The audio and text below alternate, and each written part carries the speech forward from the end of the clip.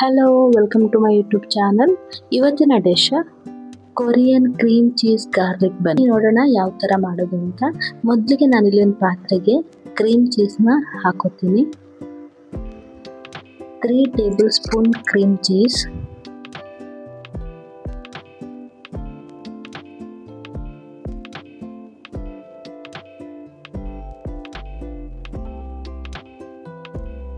ಇದಕ್ಕೆ ನಾನು ಕ್ರೀಮ್ನ ತಗೋತೀನಿ. Milk made cream 2 spoon cream ತಗೋತೀನಿ.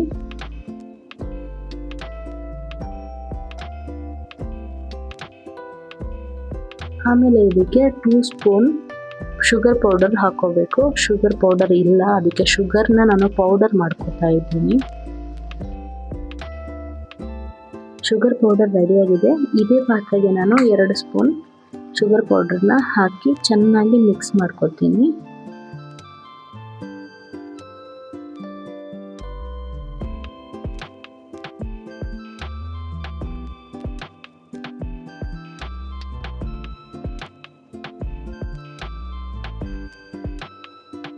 ನೋಡಿ, ಚೆನ್ನಾಗಿ ಮಿಕ್ಸ್ ಮಾಡಿಕೊಂಡು ಇದನ್ನ ಸೈಡಲ್ಲಿ ಎತ್ತಿಟ್ಟಿರ್ತೀನಿ.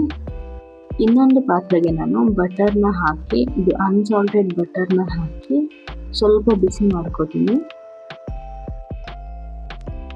ನೋಡಿ, ಬಿಸಿ ಆಗ್ತಿದೆ. ಇದು ಬಟರ್ ಈ ಥರ ಆಗ್ತಾ ಇದೆ ಬಿಸಿ ಮಾಡುವಾಗ.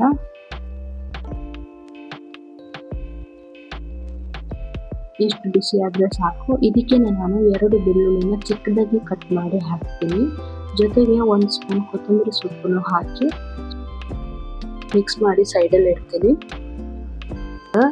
ಎರಡೂ ರೆಡಿಯಾಗಿದೆ, ಬಟರು ರೆಡಿಯಾಗಿದೆ, ಕ್ರೀಮು ರೆಡಿಯಾಗಿದೆ.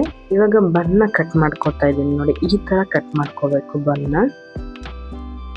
ಇವಾಗ ಮಿಡಲ್ಗೆ ಕ್ರೀಮ್ ಹಾಕೋಬೇಕು. ಆಲ್ರೆಡಿ ರೆಡಿ ಮಾಡಿ ಇಟ್ಕೊಂಡಿರೋ ಕ್ರೀಮ್ ಹಾಕೊಳ್ಳಿ.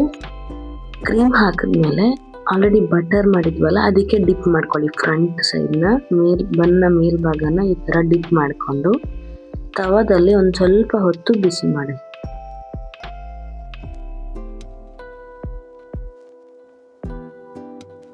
ಕೊರಿಯನ್ ಕ್ರೀಮ್ ಚೀಸ್ ಗಾರ್ಲಿಕ್ ಬನ್ ರೆಡಿಯಾಗಿದೆ. ನೀವು ಒಂದ್ಸಲ ಟ್ರೈ ಮಾಡಿ, ಕಮೆಂಟ್ ಮಾಡಿ ಯಾವ ಥರ ಬಂದಿದೆ ಅಂತ. Thank you so much for watching. Please do subscribe my channel for more recipes.